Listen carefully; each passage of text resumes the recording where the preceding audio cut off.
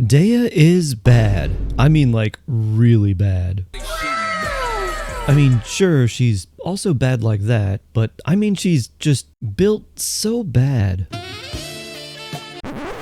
No, I mean, her numbers and her functionality, those are just awful. Hey everyone, Shark here, and we're going to talk about the tragedy that is Dehya. The amazingly designed character with an interesting kit, great animations, looks like a ton of fun, and is unfortunately terrible. And I'm just going to say this right now, someone at MiHoYo really hates independent tan pyro claymore women. But we'll talk about that later, and no, despite how I made that sound, the reason isn't that obvious. For now, what I want to do is answer why you should think twice before pulling on Dehya's banner. And before I dive in, I just want to say that if you like her and you want to go for her regardless of any of this information, then there's absolutely nothing wrong with that. I just want to make sure you know what you're getting into. We tend to expect a lot of things from the characters we really want, especially ones we've had our eye on for a long time. And it feels extra sad when they don't even come close to meeting our expectations. But this isn't just dashed expectations. This is Logan Paul and a team of scam artists promoting CryptoZoo to a bunch of excited fans,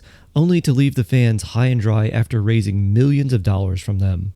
Okay, maybe it's not quite that dramatic, but it is certainly not good. Here's what you need to know before wishing for Dehya. Her damage is incredibly low, like even for a 4-star character it's low, but for a limited 5-star, oof. She would need to do double the amount of damage that she does on average if you wanted to run her as a pyro carry. And to give you an idea on what that means, a Constellation 5 Dehya, which is about $1,000 worth of Primo Gems invested into her, with Bennett, Mona, and Kazuha, as well as the damage bonus from the Vaporize reaction, is about as strong as a C0 Hu Tao with Xingqiu. And if you want to build her for damage, that is a major problem. So let's dive a little deeper and figure out why this is. If we look at her normal attack damage, we see that they're worse than Diluc, and that's fine. But what's really terrible is that her skill and burst damage is just completely abysmal. And they gave her split scaling with attack and HP, but both the attack percent and the HP percent talent damage are just absurdly low for a 5-star. To give you some context, Xiangling's skill Goba can do the same or more damage in 6 seconds compared to what Dehya's skill will do in 12 seconds. And her burst isn't much better either. And the fact that it has very low talent damage multipliers gets even worse considering Xingqiu, Yelan, and Beto's bursts won't proc during Dehya's burst either. So bye bye elemental reaction damage outside of using someone like Mona. Dehya also has energy problems. She has to catch her energy particles off field, and that's always worse than if you're on field, and what's worse is that she doesn't really generate a ton of energy particles to begin with. This means that if you wanted to reliably burst, you'd probably need around 180% energy recharge, even with a couple characters running Favonius weapons. Now, this isn't new, and there's tons of characters that have this issue, but it is especially bad for Dehya. Normally, to fix this problem, you just run more energy recharge because it's more advantageous to use your burst consistently than it is to not have it up when you need it. The overall gain from having enough energy to use your burst off cooldown is basically always worth the trade-off of losing some crit or other offensive stats. Unfortunately, Dehya's talent scalings are so low, and she has energy problems, so you really can't win. Because it's not worth using your burst off cooldown if the damage or utility is so low that you'd be better off doing something else on a different character. Another disadvantage is that the unique mechanic she has built into her kit can actually work against her. Dehya has this really cool mechanic where she takes a portion of the damage your on-field character receives. So if you were to get hit for 1000 damage, your on-field character would take 600 of that and Dehya would take the remaining 400. And the more you level up her skill, the more of the damage she can soak. That's kinda neat and it's pretty useful. And she also has a passive talent that heals her whenever her HP drops below 40%. This passive not only instantly heals her, but also heals her over time on top of that. I really like this second wind style passive ability. It's unique, it's useful, and it feels like the type of ability you could have a lot of fun playing with. The major problem with it though is that Dehya is the only one who gets the healing. So most people who have Dehya will still feel like they need to run a healer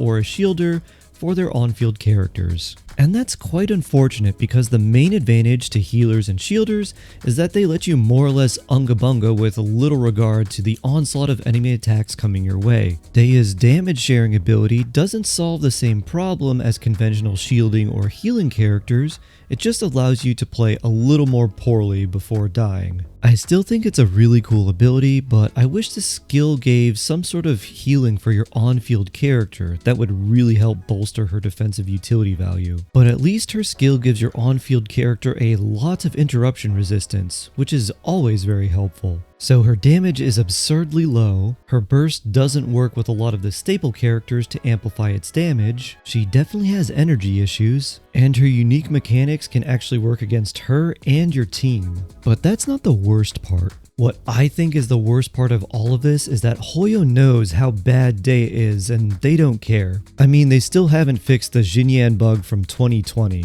And I jokingly said that Hoyoverse doesn't like pyro female claymore users in the beginning of this video, but Hoyoverse actually seems to have an incentive not to make Dehya good. That is because Dehya is moving to the standard banner in patch 3.6. This means that you can not only get Dehya on the standard banner, but also if you lose your 50-50 wishing for a limited 5-star character. And Hoyoverse likes it when you lose your 50-50s, because they want losing a 50-50 to feel bad.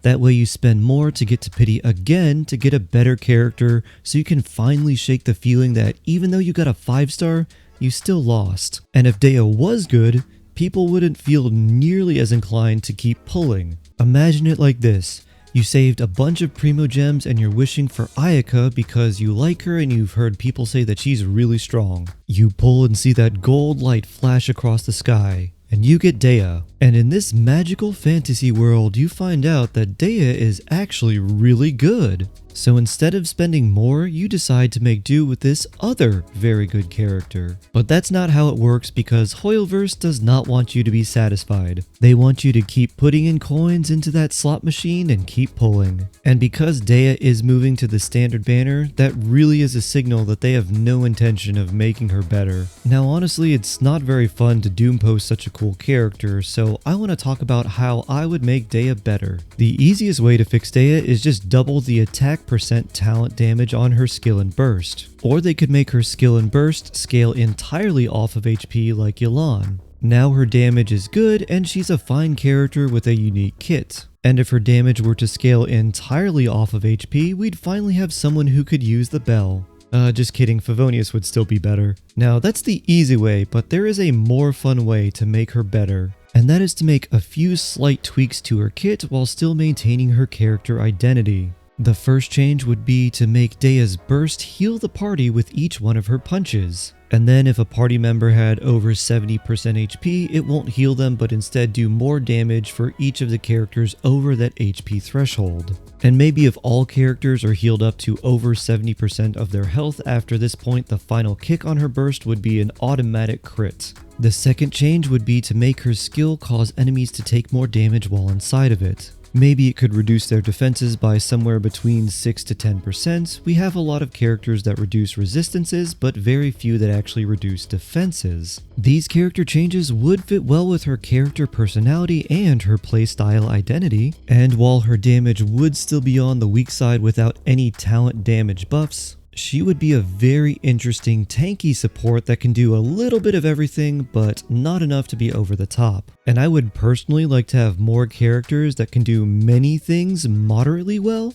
by utilizing their unique kit, instead of just having another DPS with an interesting kit that gets ignored for more damage. But I'm really curious to know what you think. Is my assessment of Dehya too harsh, or has Hoyoverse really just dropped the ball on this one? Do you care more about her aesthetics than her overall value for clearing content? Do you like my ideas for her changes, or do you have other changes you would like to see? I hope this hasn't hampered anyone too much, but I felt it was necessary to let you know early so at least you know what you're getting into.